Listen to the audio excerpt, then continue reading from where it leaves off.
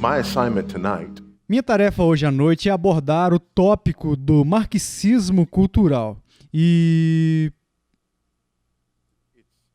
é um tópico que eu venho falando há muito tempo e é um tópico que a maioria das pessoas não queriam me ouvir falar a respeito, mas agora, por algum motivo estranho, as pessoas estão achando um tanto relevante. Há uma passagem nas Escrituras que eu quero ler para nós. Está no livro de 1 Crônicas, capítulo 12. 1 Crônicas, capítulo 12. Eu estava tentando pensar, imaginar uma passagem das Escrituras, você sabe, que fale sobre marxismo cultural, onde está esse texto. Você sabe, não tem um texto sobre o marxismo cultural, mas acredito que é um texto que realmente explica a importância de nós abordarmos essa questão. Hoje à noite, 1 Crônicas, capítulo 12, versículo 23. Ora, este é o número dos homens armados para a peleja, que vieram a Davi em Hebrom, para lhe transferirem o reino de Saul, segundo a palavra do Senhor. O homem, segundo o coração de Deus, está prestes a herdar o reino. Ele está prestes a se tornar um rei, e seus homens vieram com ele porque ele iria ser rei. Se você vai governar o povo de Deus, se você vai liderar o povo de Deus, há algumas coisas que você precisa, amém? Os homens de Judá, que traziam escudo e lança, 6.800 armados para a peleja. Dos filhos de Simeão, homens valentes para a peleja, 7.100. Dos filhos de Levi, 4.600. Joiada era o chefe da casa de Arão, e com ele vieram 3.700. Zadok, sendo ainda jovem, homem valente, trouxe 22 príncipes de sua casa paterna. Dos filhos de Benjamim, irmãos de Saul, vieram 3.000, porque até então havia ainda muitos deles que eram pela casa de Saul. Dos filhos de Efraim, 20.800 homens valentes e de renome em casa de seus pais. Da meia tribo de Manassés, 18.000, que foram apontados nominalmente para vir a fazer rei a Davi. Dos filhos de Isacar, conhecedores da época para saberem o que Israel devia fazer. 200 chefes e todos os seus irmãos sob suas ordens. Espadas, proteção, homens valentes, você precisa de tudo isso. Ok? Amém? Mas você também precisa de alguns homens que sabem discernir os tempos, para que você saiba o que você irá escolher e fazer.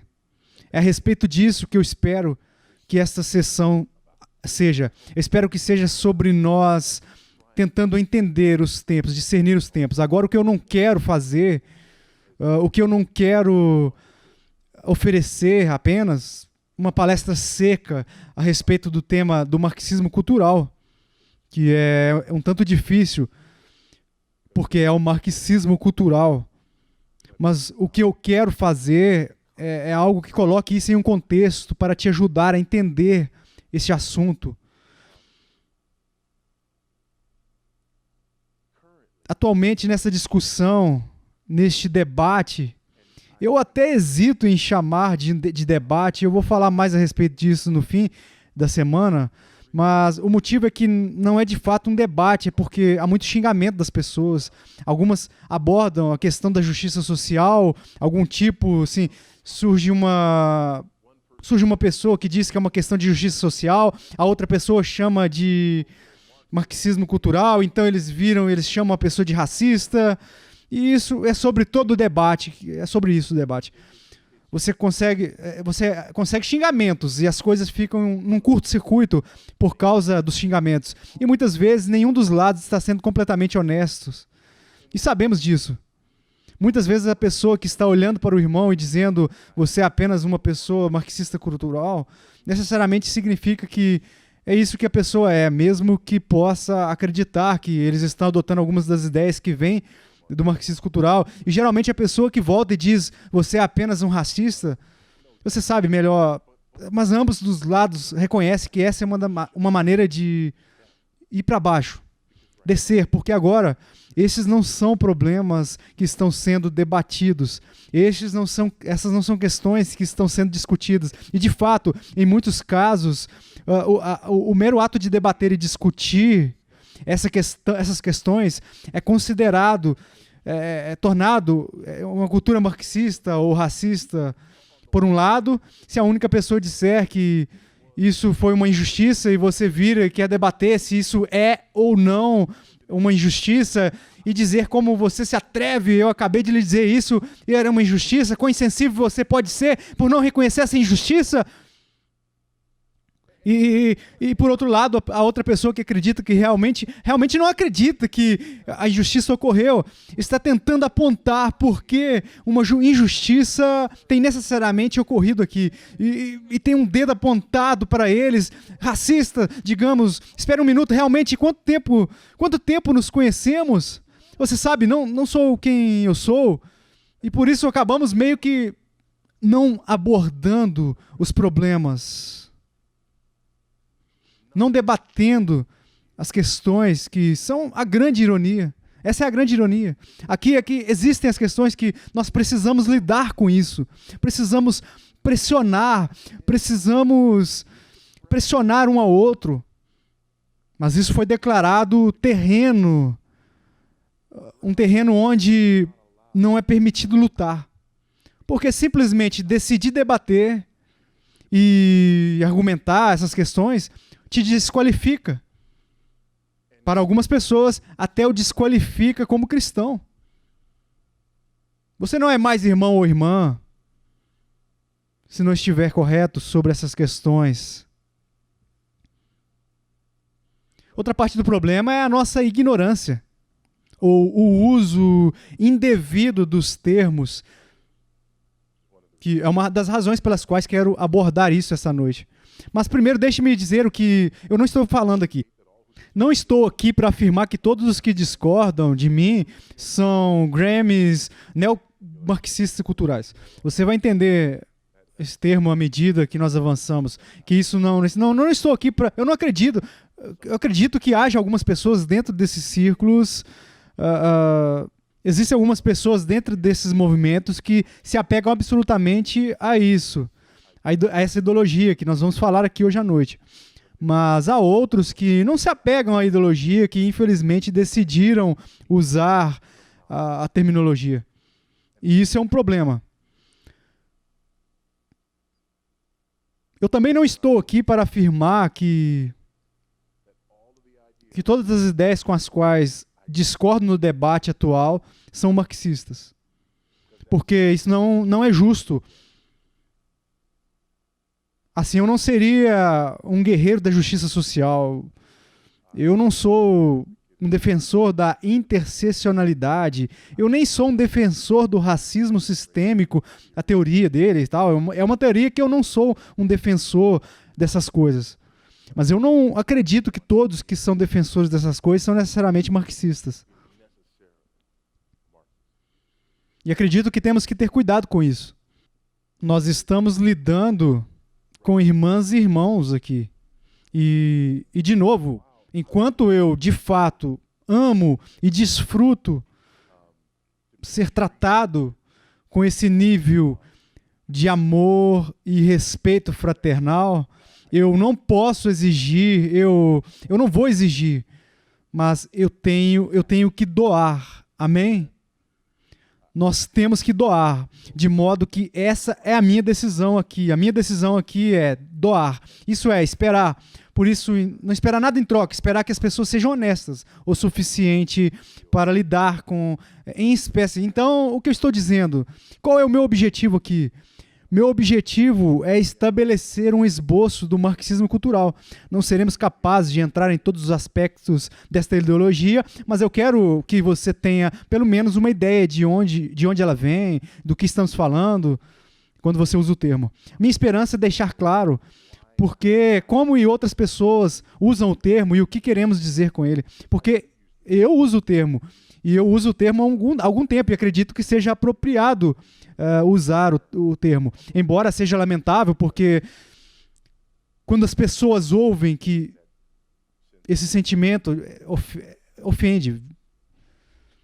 Por isso temos que ter cuidado ao fazer. Espero que possam entender algumas coisas, porque essa terminologia é importante.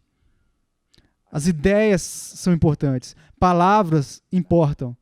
E é importante que entendamos as palavras que nós usamos. E é importante para os dois lados. É importante para você, qualquer que seja o lado, algo que você se encontra, para entender as palavras que você usa e as implicações das palavras que você usa. E não apenas presumir que as pessoas sabem do que você está falando ou o que você quer dizer quando joga para fora essas palavras. Em segundo lugar, você entenderia por que acredito que é importante abordar essas questões. E você já ouviu algumas delas já hoje, mas acredito que essa é uma questão crítica e nós estamos em um momento crítico. Há coisas em jogo aqui que são da máxima prioridade e significância. Eu também quero que você entenda porque certas ideias estão sendo adotadas hoje, ou porque algumas dessas ideias são de fato antitéticas ao evangelho que nós amamos e pregamos. E porque esses problemas que enfrentamos são importantes o suficientes para discutirmos e encontrarmos um caminho a seguir, porque sabíamos que precisávamos encontrar um caminho para seguir a nossa cabeça. Não podemos seguir a nossa cabeça na areia, não é uma opção. Não é uma opção porque sabemos que nos encontramos nessa encruzilhada com o evangelicalismo, que isso é importante que combatamos essas coisas. É importante que entendermos um ao outro, é importante que tenhamos clareza, é importante que nos encontremos na mesma página, mas há outras coisas que é importante que eu quero que você ouça hoje à noite. Porque lembre-se do que eu disse sobre cortesia, que eu quero estender essa cortesia que nem sempre é estendida na outra direção.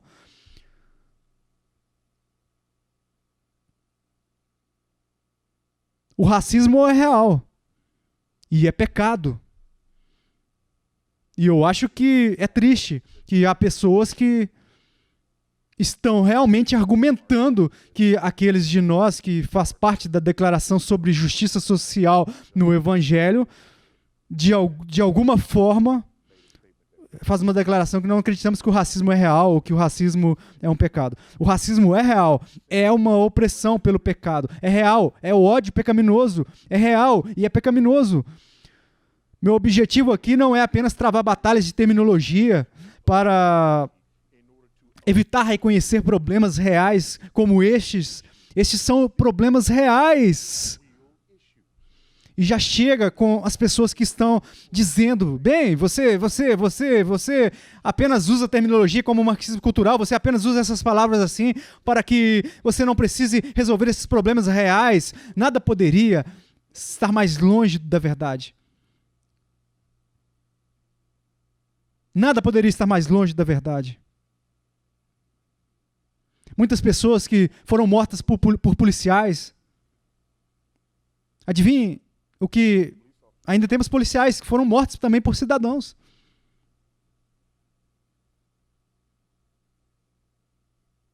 Isso é um problema. Nós temos sérios problemas na imigração que exigem não apenas soluções políticas, mas também apresentam uma oportunidade para aqueles de nós que amam o Evangelho e desejam o Evangelho, que ele seja pregado a todas as nações. Amém? Alguém? Há muitas oportunidades educacionais, muitos recursos educacionais neste país para tantas pessoas terem uma educação tão ruim, que é um problema. É real. Amém? Simplesmente porque vou argumentar e não vou parar de argumentar contra o marxismo cultural. Não significa que não estou disposto a reconhecer ou me engajar nessas questões reais. E é um insulto injusto e desinteressado sugerir de outra forma.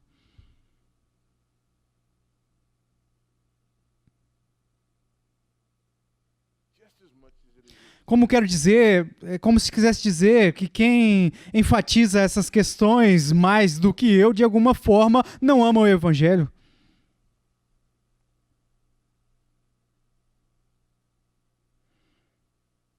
A minha formação, eu só quero ajudá-lo a entender por que isso é algo que eu tenho abordado. Eu fui criado em South Central Los Angeles, agora apenas South LA, mudou tudo lá. Isso, mas por uma única mãe budista adolescente. Então, sim, eu era um órfão, jovem negro que cresceu no gueto de Los Angeles, com uma gangue infestada de drogas, um lugar infestado de drogados no sul de Los Angeles. A polícia, o policial que policiava o meu bairro era famoso ou infame, dependendo do que você está perguntando lá na divisão.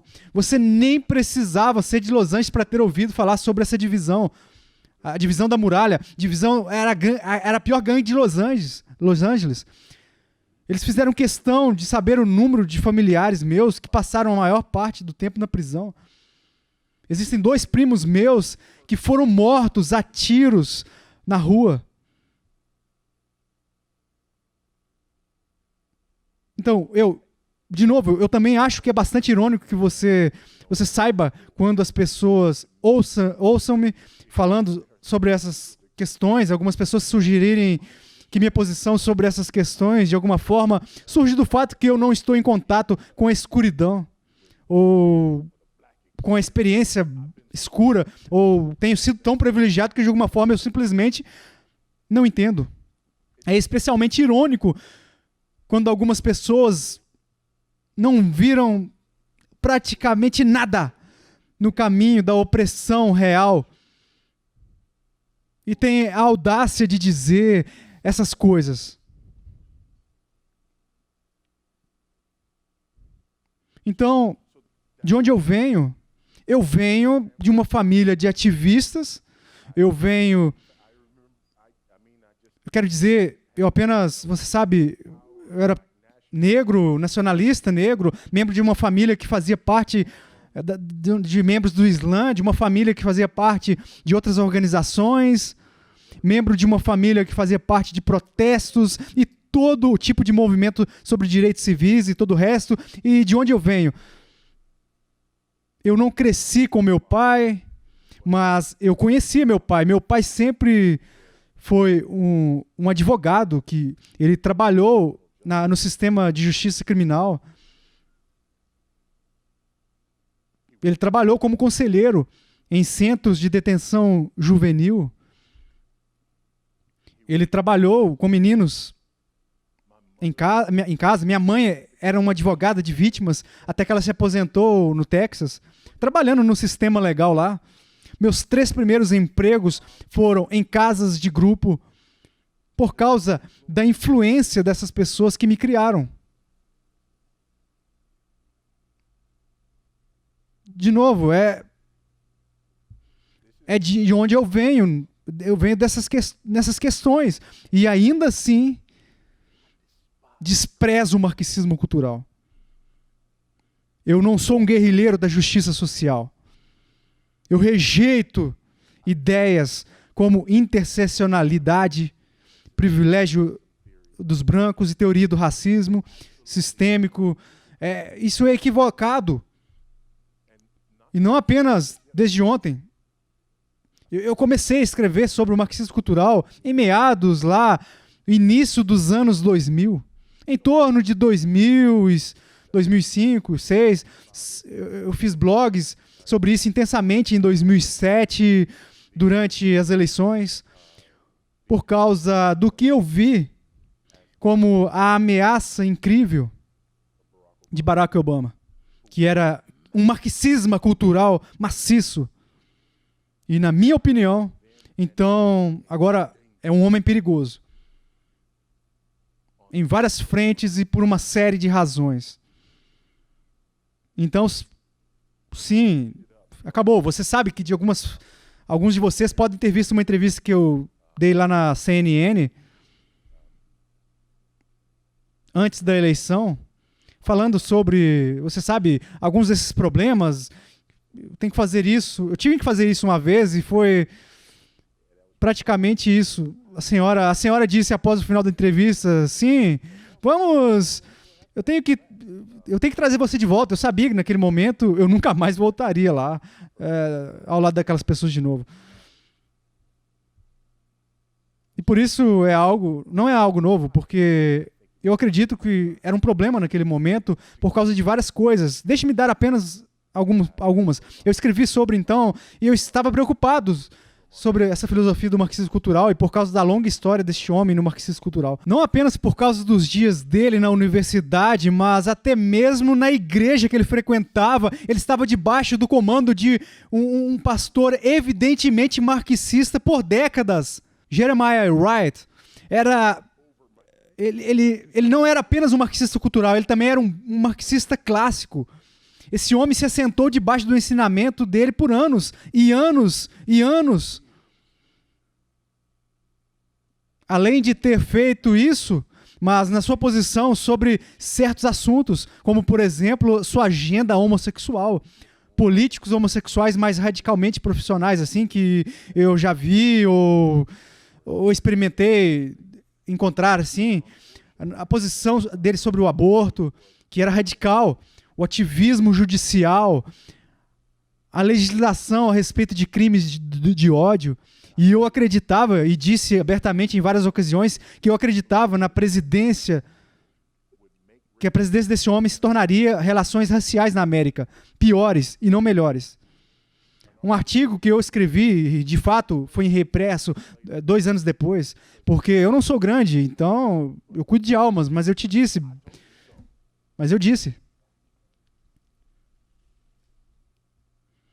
Então, sim, isso é que eu não acho que eu vim aqui neste final de semana e de repente falar sobre o marxismo cultural, porque agora você sabe que é um trunfo que pode ser usado neste debate em particular.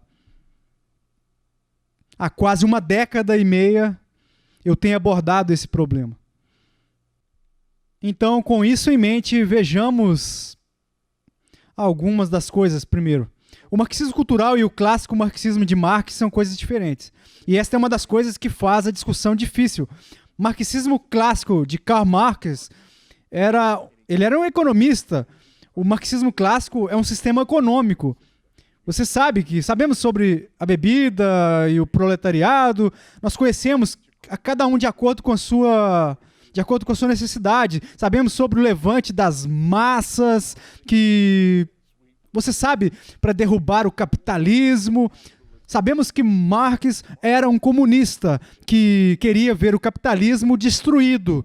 Ele via o capitalismo como se ele oprimisse as massas. E ele também via a religião como ópio das massas que permitia ser oprimidos pelo capitalismo. Então ele era raivosamente ateu. E isso é uma das coisas que dificulta conversar com as pessoas sobre o marxismo cultural, porque o marxismo clássico é algo que para muitos cristãos, para muitos evangélicos, para cristãos reais, para evangélicos reais que não estão do lado de fora da margem, em algum lugar que simplesmente não se identificavam com o marxismo. E se não entendermos a diferença entre o marxismo clássico e esse sistema econômico e o marxismo cultural, que é muito diferente disso, e está na sua abordagem. Então, se você apenas ouvir a palavra, como você pode sugerir que 3 ideias principais. Deixe-me dar isso apenas para você entender. A marca aqui, um resumo dos pontos salientes. Número 1, ele acreditava que a história tinha realmente 3 estágios, ou épocas. Número 1, o estágio antigo, segundo, o estágio feudal e terceiro, o estágio capitalista. Ele acreditava que estava testemunhando a ascensão e veria eventualmente a queda do estágio capitalista. A segunda ideia foi a da consciência de classe, de que cada uma dessas épocas da sociedade continha contradições e que essas contradições internas é o que levaria à luta e acabaria por levar à próxima fase que levou à terceira ideia, sua ideia do determinismo histórico, que, em última análise, o capitalismo cairia. O capitalismo teve que cair porque... Por quê? Porque a maneira como ele via a história era vista da luta, que era uma série de lutas com uma série de conflitos. Era um discípulo de Hegel. Então, essa era uma espécie de dialética dele. Se você disser síntese, antitese, certo? Para que o capitalismo, então, tinha que cair. Trabalhadores do mundo se uniam e haveria uma revolução. E havia, certo? Mas não em todo lugar. E assim, no final da sua vida, e depois, durante a vida dos seus seguidores, eles tentaram explicar e entender por que o capitalismo não caiu. Quero dizer, se o capitalismo é a exploração das massas, e se a história é tudo a respeito desses conflitos, e se esse conflito virar e se aproxima, e a próxima coisa vai vir é uma sociedade capitalista, então por que não temos visto isso entrar no marxismo cultural?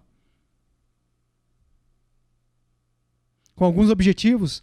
Número 1, para explicar por que a revolução não ocorreu como Marx pensava. Marx morreu em 1888, a propósito. Agora entramos no final de 1800, no início de 1900, entramos na Primeira Guerra Mundial.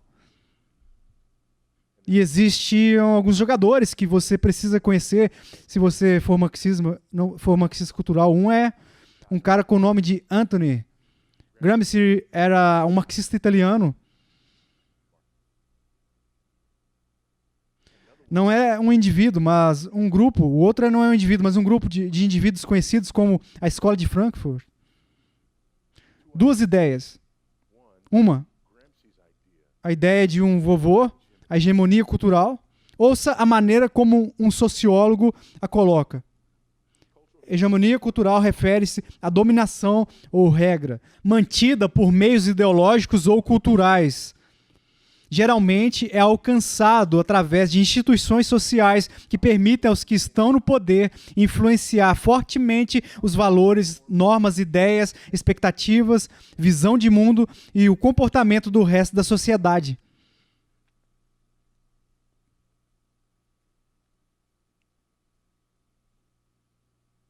Hegemonia cultural.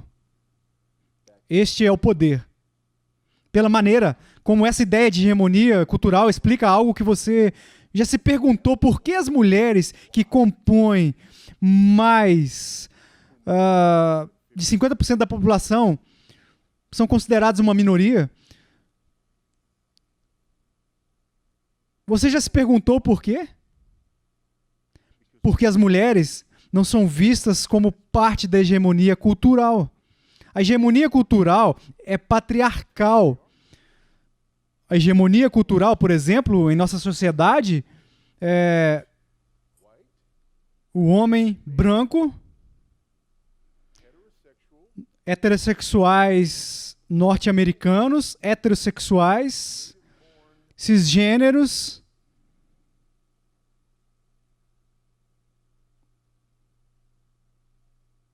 Você sabe quem você é? E todo mundo que não é isso é uma minoria. E todo mundo que não é isso é vítima da hegemonia cultural estabelecida pelos indivíduos. Que significa que todo mundo que não é mau faz guerra com isso. E todo mundo que é privilegiado é privilegiado. E quanto mais caixas você marcar, mais privilegiado você será. Ouça.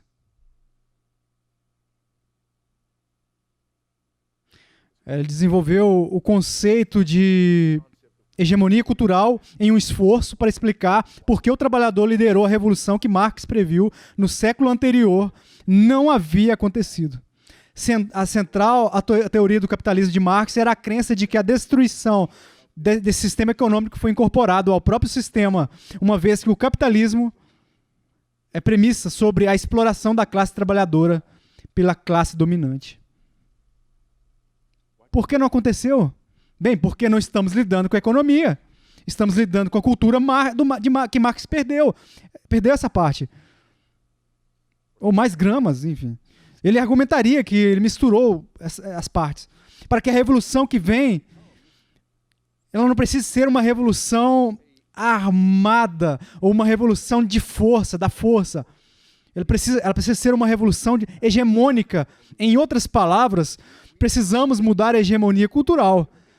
Precisamos derrubar a hegemonia cultural. E como você derruba a hegemonia cultural?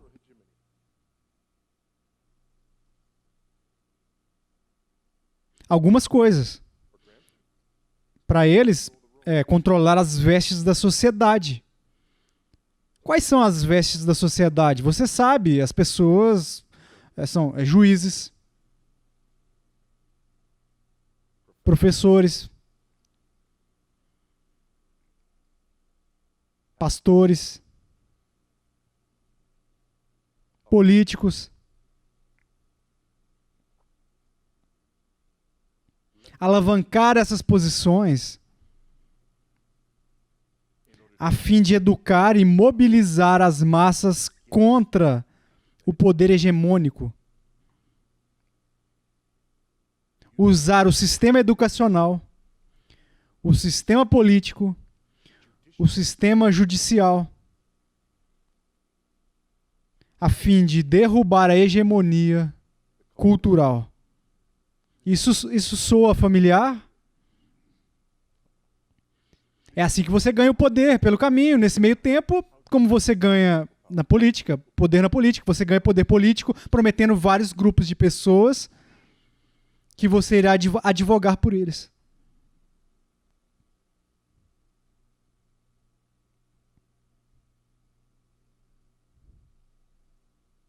É assim que você faz. É por isso que você pode ter tantos homens heterossexuais, brancos, políticos, norte-americanos, nativos, cisgêneros, que se apresentam como representantes das pessoas que não são nenhuma dessas coisas.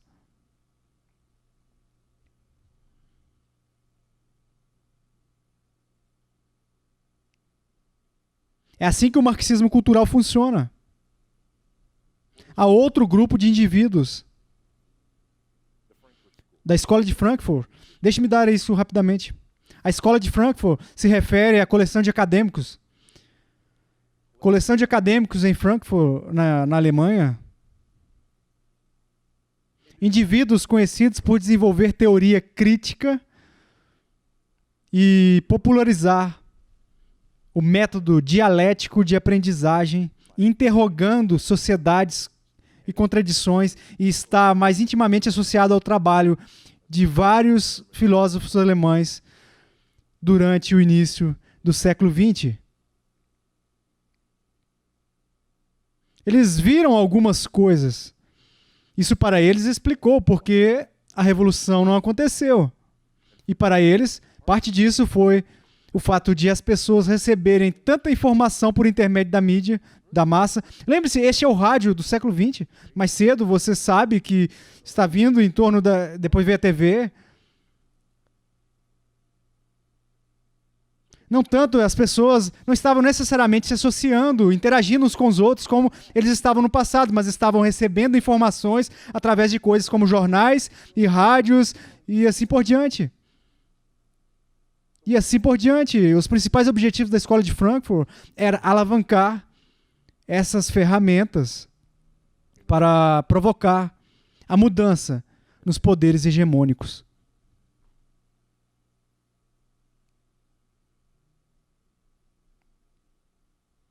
Reduza todas as discussões sobre sexo, classe racial e observe que eu usei ambos, daqueles porque sexo e gênero são duas coisas diferentes, ok?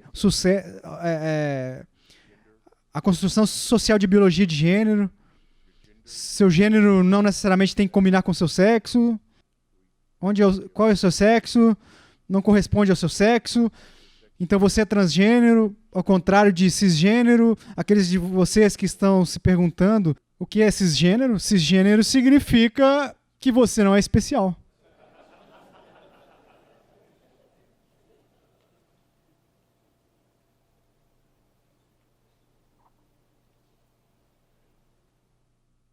A escola de Frankfurt se preocupava com a mídia de massa e a cultura da mídia de massa.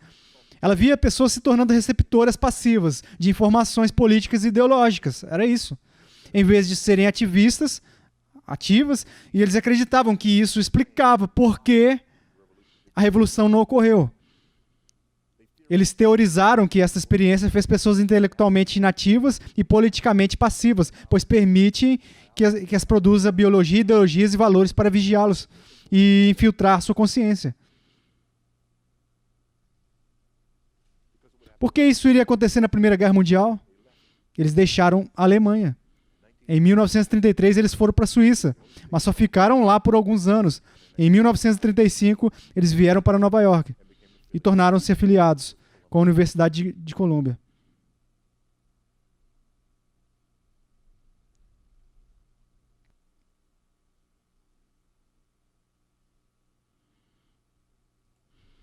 Há um homem com o nome de Belen Isaiah, eu não sei, eu provavelmente não disse o seu nome corretamente. Ele veio para os Estados Unidos fugindo dos nazistas no leste da Europa, fugindo dos nazistas na Hungria. E ele escreveu um livro chamado America's 30 Years War. E essencialmente sua tese foi a de que ele fugiu do que estava acontecendo na Europa à força, apenas para vir para os Estados Unidos e ver isso acontecer. Gradualmente, ao longo de uma geração.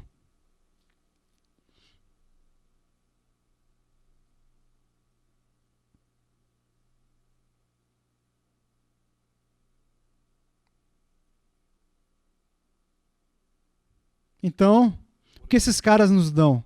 Uma série de coisas. Nomeadamente, a teoria crítica. Você ouviu a ideia de teoria crítica da raça? É um neto de Frankfurt. Correção política na escola, multiculturalismo. Qualquer uma dessas coisas é familiar, celular. Como resultado dessas ideologias, que todos nós fomos ensinados ao longo do tempo, por intermédio da nossa mídia, por intermédio dos sistemas educacionais, para nos ver não como parte de um todo, mas como parte de subgrupos. Como parte de subgrupos que de alguma forma moldam a moda ou a forma e estão oprimidos pelo poder hegemônico que governa a nossa cultura.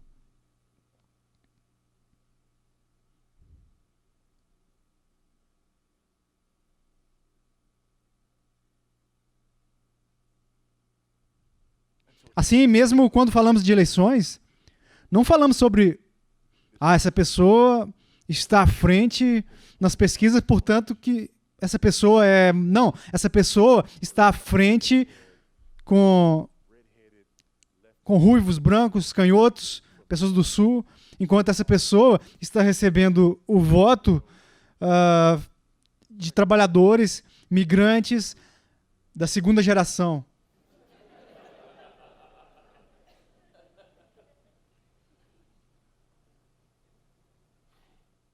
Por que falamos assim? Por que pensamos em política dessa maneira? Por que pensamos um sobre o outro no caminho, assim? Por que ideias como uma sessão de Kimberlé-Crenshaw, em 1989, ganhou tanta popularidade que as pessoas o usam como se soubéssemos o que é a propósito. Se você não sabe o que é a interseccionalidade, qual é o problema do poder hegemônico branco, masculino, heterossexual, cisgênero, corpo, nascido nativo, povo americano. Esse é o cara. Ok? Aqui eu ouvi dizer que você conhece o homem que está nos mantendo no chão. Esse é o cara. Eu poderia seguir com a lista adiante. Interseccionalidade, em poucas palavras, basicamente é a ideia de que na medida em que você não tem essas coisas, você é oprimido. E se você então é homem, heterossexual, americano, cisgênero, de origem nativa de direita, provavelmente vai atrair no caminho. Você é muito privilegiado também pelo caminho se você é todas essas coisas. Mas se você não é branco, então a sua opressão é limitada a essa área. Mas e se você não for branco, mas você também não for homem, agora aquele lugar onde você não é branco, você não é masculinidade, intersex, é onde você sente o peso da opressão. Mas e se você não for branco, não é masculino, não é heterossexual, bem, agora a opressão é ainda pior em você, porque você tem essas 3 interseções de opressão. E se você não é branco, não é homem, não é heterossexual e não é cisgênero, agora então você é uma negra, transexual,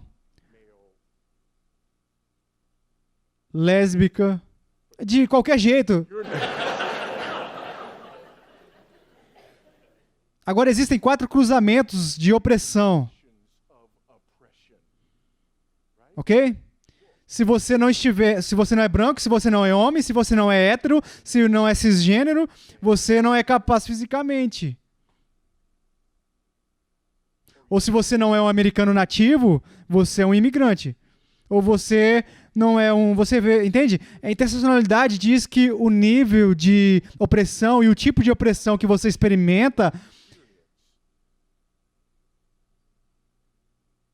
combina nessas áreas e mergulha nessas áreas, nessas interseções. Se você quiser. Mas o que é isso? Essa é a expressão do marxismo cultural.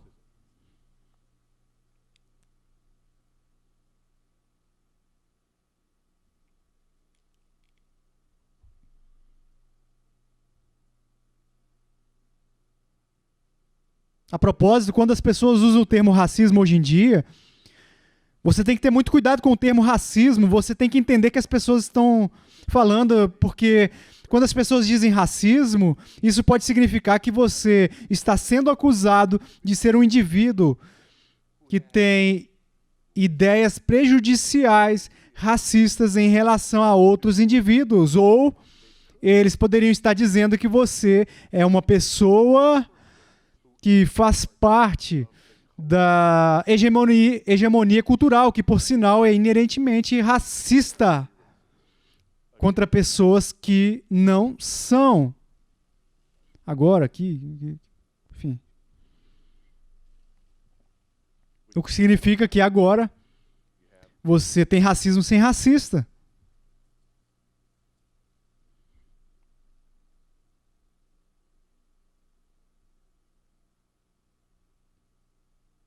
A propósito, como você lida com isso? Com racismo no coração de um indivíduo?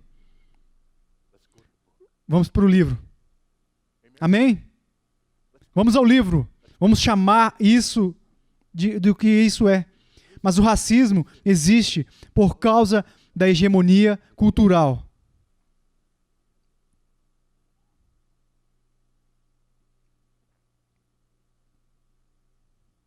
Como você conserta isso?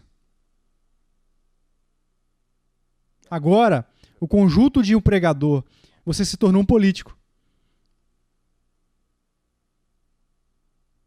Porque a única maneira de consertar isso é mudar a hegemonia.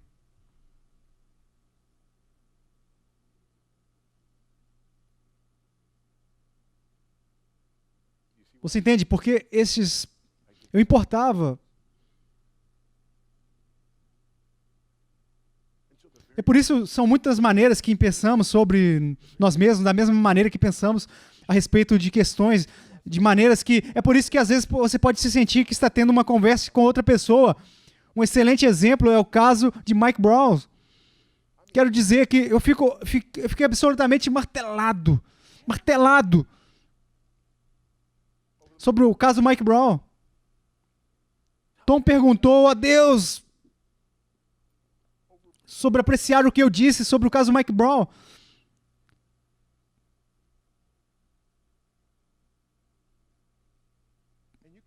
E você pode sentir que você está tendo duas conversas diferentes. Você vem para isso e você diz, bem, um cara, 6 pés, 400 e alguns estranhas libras, chega em um carro da polícia e pega a arma de um policial. Quem sabe alguma coisa e diz, se eu tenho uma arma e você chega para pegar a minha arma, um de nós está em apuros. Se você conseguir, sou eu. Se você não conseguir, é você. Mãos para cima, não atire. Nunca aconteceu. Foi uma completa fabricação. Para um cara que tinha acabado de roubar alguém com uma arma forte. Foi parado pela polícia e teve uma ação agressiva contra o policial. Levou um tiro e foi morto. E você pode ter tido algumas dessas conversas, ou você está sentado lá e você está indo, bem, ok? Escute. Você me conta a história dos policiais que agiram de forma inadequada e podemos caminhar juntos contra essa pessoa. Mas você me conta essa história e eu digo que não havia nenhuma injustiça aqui. Não havia ninguém. Há justiça aqui? Racismo?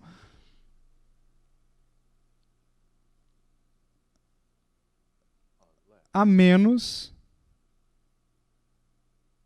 que o problema não seja um policial e suas ações nesse sentido numa noite. Mas uma hegemonia cultural que estabeleceu o racismo estrutural, que desproporcionalmente atinge homens negros. Portanto, toda vez que algo assim acontece com um deles, é outra evidência. E é por isso que você tem pessoas que dizem coisas como os fatos desse caso realmente não importam.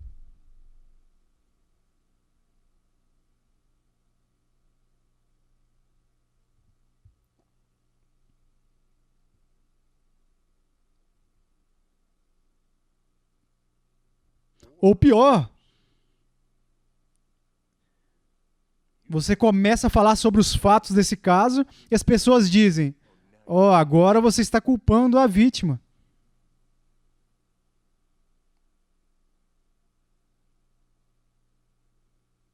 Qual é o resultado final disso? O resultado final disso, você não se envolve.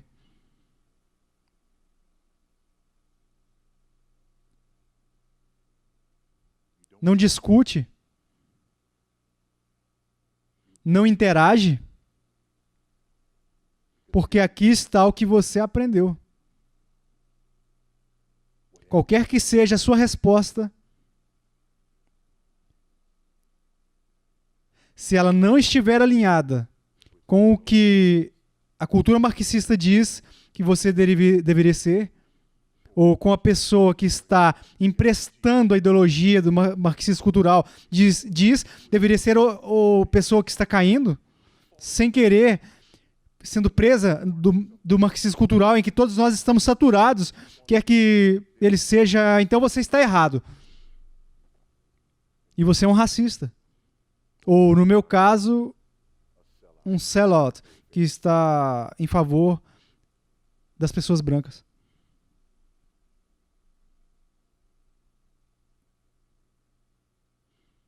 Por que isso é importante? Eu vou deixar você com isso.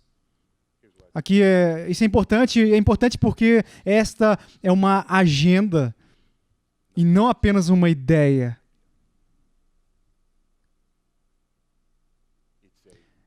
É uma agenda transformadora, disruptiva. Que é o número 1. E é uma agenda que precisa ser reconhecida. E uma agenda que precisa ser confrontada. Aqui está o segundo problema. Para mim, esta é a parte sinistra do problema. A parte sinistra do problema é que o resultado final dessa agenda é o pecado real, o quebrantamento real não é abordado. Deixe-me explicar. Como alguém que cresceu em gangues infestadas de drogas no sul de Los Angeles, filho de uma mãe adolescente, solteira, eu olho para a situação de Mike Brown e quero dizer a todos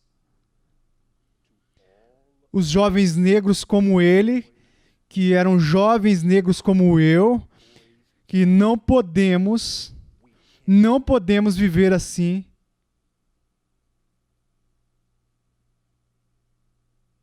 Todos os pais que não estão próximos de 75% entre crianças negras. O que eu quero dizer é que temos um problema que precisa ser resolvido, abordado. Não podemos viver assim, temos que lidar com isso. Há quebrantamento aqui que deve ser resolvido. Há quebrantamento que precisa ser consertado. Mas do jeito que as coisas estão agora, para dizer que é culpa a vítima, você sabe o que isso significa? Significa patologias, existem patologias que precisam ser abordadas, não são abordadas.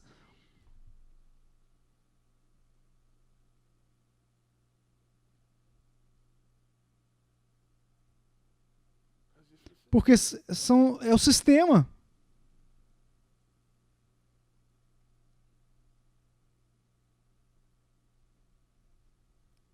E, de novo, como eu disse no começo, eu não estou argumentando que não há racismo. Eu não estou argumentando que não há quebrantamento, briga, injustiça. E nós não esperamos muitas pessoas na prisão neste país. Amém? Alguém? Conseguimos muitas pessoas na prisão neste país. Há algo que está quebrado a respeito disso. Aprisionamos mais da nossa população do que 83 países do mundo. Há algo que está errado. Especialmente quando há um grande número dessas pessoas estão lá por causa do vício em drogas.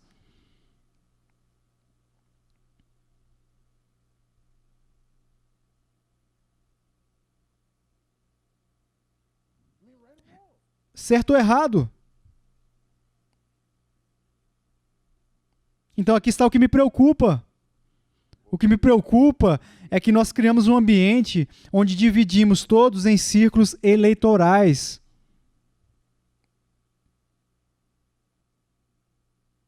Que é incrivelmente irônico, porque o que isso cria é estereótipos.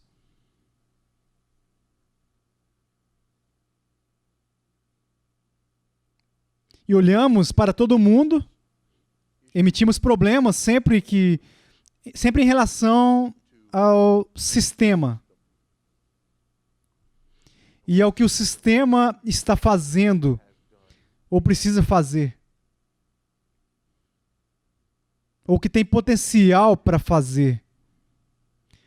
E isso nos afasta de abordar os indivíduos e os seus pecados, suas dores, suas feridas. Isso faz sentido. É porque nós não temos que ser ou não. É necessário que você saiba. Você sabe que nos dirigimos aos indivíduos em seus pecados e feridas um pouco, nós olhamos para os problemas com sistemas, isso não acontece. Por que eu tenho que escolher entre advogar que as leis mudem na área de aborto, que afeta desproporcionalmente as pessoas parecidas comigo, ou proclamando com a visão do evangelho de mudar o coração das mulheres, dos jovens, para que eles não matem os seus bebês? Não me faça escolher entre esses dois. Eu não vou. Eu quero tanto... Hã? E por que eu tenho que escolher entre reconhecer o fato de que existem enormes problemas e patologias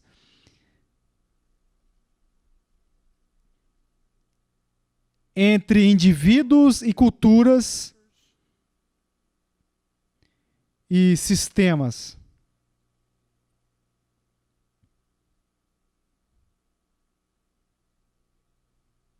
De novo, deixe-me apressar-me. Eu não estou argumentando que todo mundo que fala a respeito das questões de justiça é de alguma forma, está de alguma forma excluindo ambos.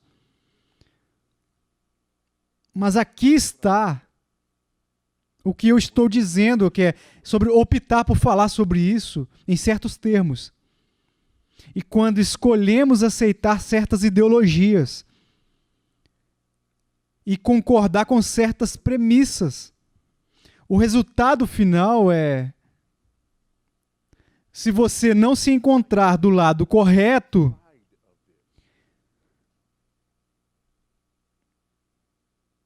você será desclassificado. E eu não posso ser. Não posso ser. Então, o que você faz? Com toda a honestidade, eu estou em uma posição única. Eu tenho melanina mágica. E mesmo que haja pessoas que vão dizer certas coisas sobre mim quando eu abordar alguns desses problemas, eu posso dizer essas coisas porque elas podem. Amém? Amém. Eu disse às pessoas que eu acho que Jesus era um fariseu. Número 1, não acredito que seja provável que ele tenha passado 33 anos de vida e não se identificado com nenhum desses grupos. Número 2, teologicamente, todo o resto deles estão muito longe de onde ele estava. E número 3, ele bateu naqueles caras. De uma maneira que, geralmente, você só se safa.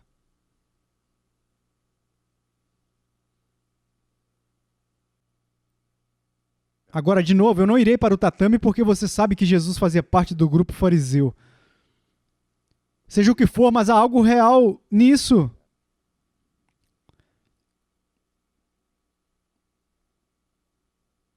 Mas eles também há algo errado nisso. Porque como ouvimos anteriormente em Cristo, agora não há judeu nem grego, nem escravo e nem livre, nem homem nem mulher. Somos todos um em Cristo.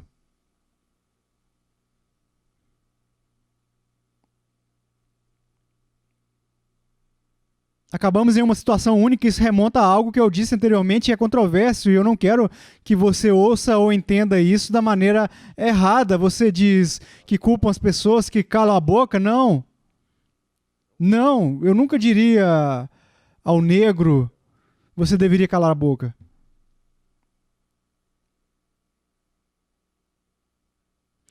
Mas, para mim, há algo que devo considerar.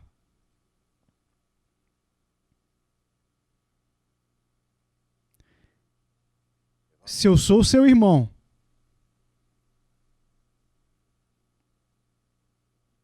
E há algo entre nós que faz com que você tenha medo, se sinta apreensivo, sem vontade de falar a verdade na minha vida,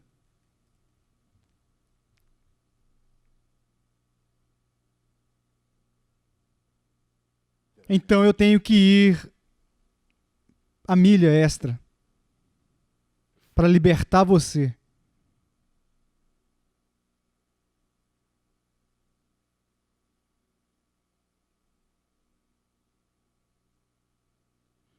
E você tem que ir além e confiar no nosso relacionamento com Cristo e fazer isso. Bem, é difícil, não? É difícil nos dois sentidos.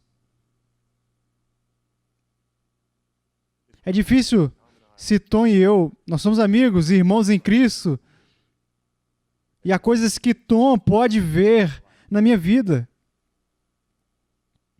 E eu sei que eu posso voltar para ele e jogar a carta de corrida. E talvez até impedi-lo de falar com algumas das coisas que ele vê na minha vida. É difícil para mim dizer, não vou fazer isso com ele. Ele é meu irmão. E é difícil para ele, sabendo que eu tenho a capacidade e a oportunidade de fazer isso, para falar corretamente coisas na minha vida por medo de que eu possa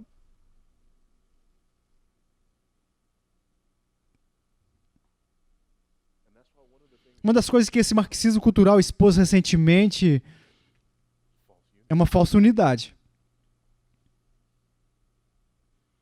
Porque temos pessoas que há anos vêm falando sobre o quão unificados estamos em Cristo, que agora estão subitamente se despedindo por causa de onde eles caem eles caíram em uma questão social específica.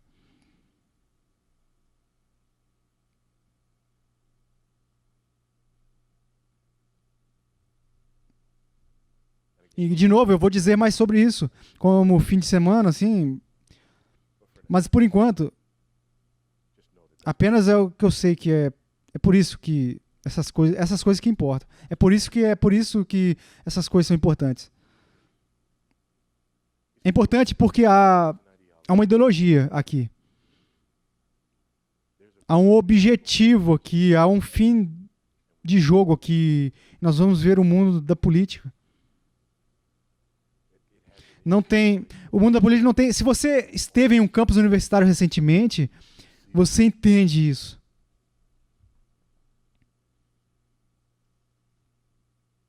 Tem que ser abordado.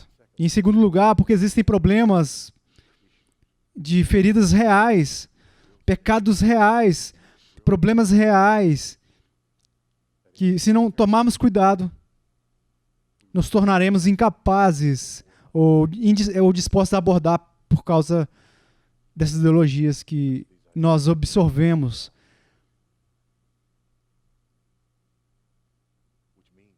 Que significa que, finalmente, temos que amar o Evangelho o suficiente, nós precisamos um do outro o suficiente. Ei, aqui está a grande ironia. A grande ironia é que, de certa forma, eu estou emprestando uma linguagem para o outro lado. Porque o outro lado sempre vem dizendo. Eu estou meio que dizendo isso, mas aqui está a diferença. Eu estou dizendo isso para todo mundo. Eu não estou dizendo que se você é branco, americano branco, heterossexual, masculino, cisgênero, heterogênero, enfim, nativo, americano, é seu privilégio. Eu estou dizendo se você é um membro do corpo de Cristo.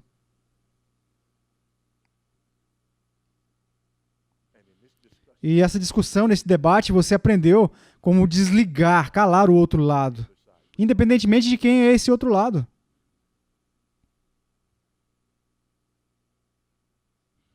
Verifique isso.